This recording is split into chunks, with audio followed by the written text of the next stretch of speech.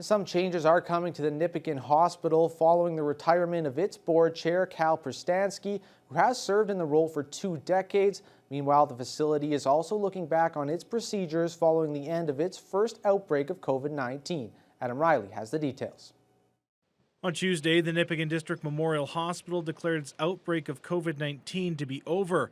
The outbreak was first announced on the weekend of June 18th, which affected 5 people.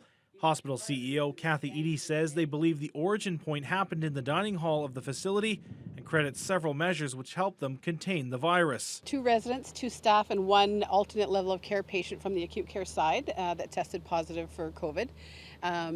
We immediately shut everything down, limited visitors to only supportive care providers, and of course, separated the 2 units, the acute care and the long-term care side. This was the first outbreak the hospital had faced in the 2 years of the pandemic, which at first glance is good.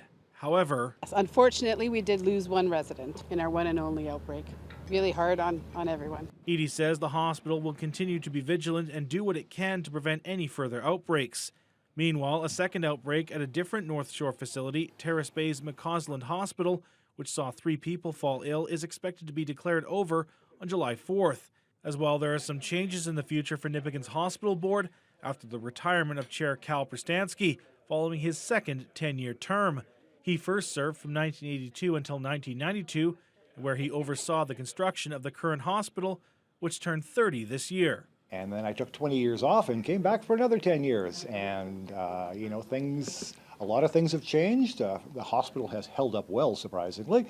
And we are embarking now on a new 30-bed extension to our long-term care facilities. And in a hilarious case of history repeating itself for the interim, Pristanski's replacement is the same person who replaced him when he retired from his role as CAO for the town of Red Rock 5 years ago, Nancy Gladden.